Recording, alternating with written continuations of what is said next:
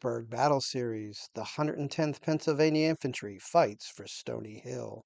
Scarcely had we got into position when we heard the fearful rebel yell.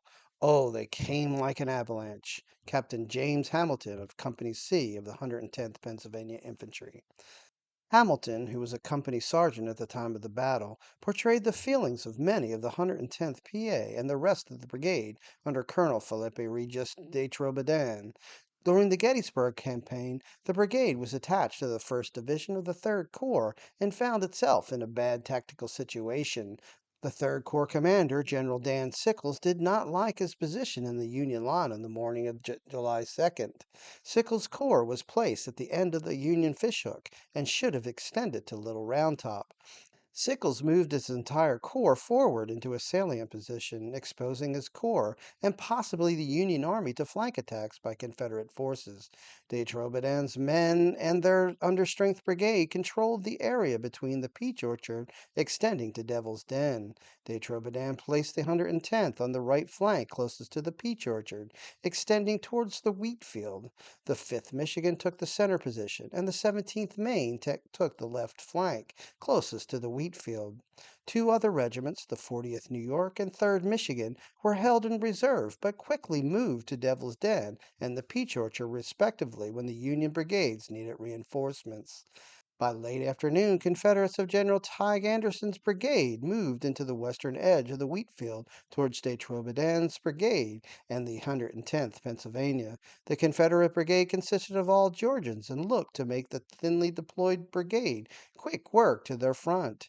As the Georgians approached, they engaged the 5th Michigan and 17th Maine and most of their troops. However, Anderson's left flank, which comprised the 9th Georgia, was exposed to the entire front of the 110th Pennsylvania and part of the 5th Michigan. However, the 110th Pennsylvania and 5th Michigan positions were not solid enough to stop an assault. Both Union regiments were supposed to be on the Stony Hill to their rear, not below the exposed hill. As the Georgian regiments shifted their fire towards the 110th position, the Union troops mounted heavier casualties. Captain Hamilton would later surmise that if the regiment had been placed on the top of the hill, their losses would have been lighter. The fighting would continue between both regiments for almost an hour. Hamilton recounts that a soldier was not engaging the enemy during the firefight, and the company commander went to reprimand him. However, the officer realized the soldier was dead. The bullet was a shot between the eyes, freezing the soldier in position. The 110th Pennsylvania was still on the field and holding its position, even though adjacent Union units were being pushed back in other parts of the Wheatfield and Peach Orchard. To dislodge de Trobriand's brigade, General Anderson conferred with General Kershaw, who moved his men onto the field towards the Peach Orchard. Anderson requested and was granted support in a flanking attack on the right of the Union units at the base of the Stony Hill.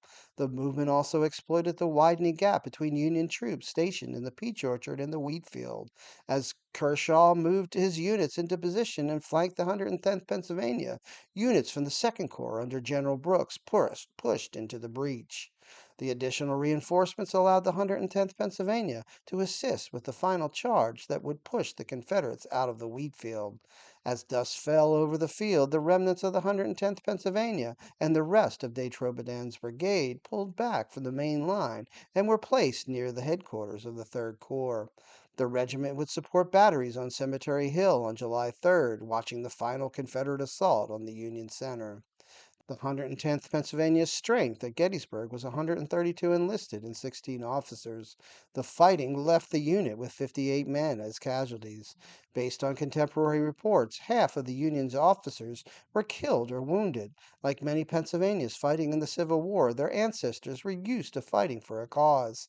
Captain Francis Cassidy of Company H was a direct descendant of Patrick Cassidy, who founded Newry, Pennsylvania, and fought during the Revolutionary War. Captain James Hamilton of Company C was also a direct ancestor of General John Cadwalader, who commanded Pennsylvania troops during the Revolutionary War. After Gettysburg, the regiment would continue to fight in every significant engagement that the Army of the Potomac fought in until Appomattox. In 1889, the regiment dedicated a monument at the position they held on the edge of the Wheatfield.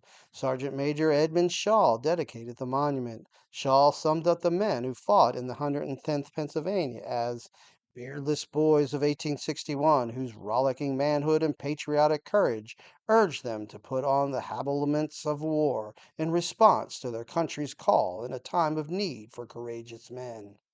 It's your history. Learn it, know it, love it.